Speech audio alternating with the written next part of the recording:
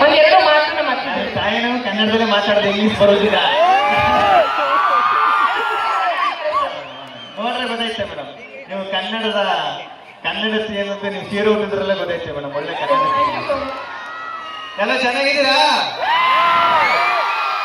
ನಿಜವಾಗ್ಲೂ ಸಖತ್ ಖುಷಿ ಆಯ್ತು. ನಾನು ಈ ಎಲ್ಲೇ ಕರೆದ್ರು ಈ ಇಂಗ್ಲಿಷ್ ಮೀಡಿಯಂ ಸ್ಕೂಲ್ ಕರೆದ್ರೆ ಭಯ ಆಯ್ತದೆ ನನಗೆ.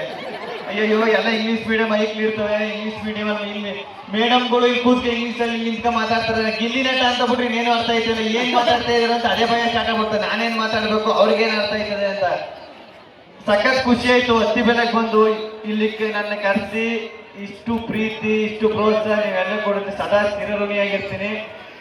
ಇನ್ನೊಂದು ನಮ್ಮ ಯೋಗೇಶ್ ಸರ್, ಎಲ್ಲಿ ಯೋಗೇಶ್ ಸರ್ ಇಲ್ಲೇ ಇದ್ರೆ ಬನ್ನಿ, ನೀವೇ ಅಲ್ಲಿ ನಿಂತಿದ್ದೀರಾ? ಬನ್ನಿ ಸರ್. ತುಂಬಾ ಥ್ಯಾಂಕ್ಸ್ ಸರ್ ನಿಮ್ಮ ಸ್ಕೂಲ್ಗೆ ನನ್ನ ಕರೆದಕ್ಕೆ. ಆದ್ರೂ ಸರ್ ಒಂದೇ ಒಂದು ಸುಳ್ಳು ಹೇಳ್ಬಿಟ್ರು, ಸರ್ ನಮ್ದು ಚಿಕ್ಕ ಸ್ಕೂಲ್ ಸರ್, ಬನ್ನಿ ಸರ್ ಅಂತ. ದೊಡ್ಡ ಸ್ಕೂಲ್ನೇ ಕಟ್ಟಿದ್ರಿ ಸರ್, ಚಿಕ್ಕ ಸ್ಕೂಲ್ ಅಂತ ಯಾಕೆ ಅಂತೀರಿ ಸರ್? ನಿಮ್ಮ ಮನಸ್ಸು ಅಷ್ಟೇ ದೊಡ್ಡದು ಬಿಡಿ ಸರ್. ನಿಮ್ಮ ತಂದೆ ಕೃಷ್ಣಪ್ಪ ಸರ್ ಅದೆಲ್ಲ ನಾನು ನೋಡಿದೆ ಸರ್.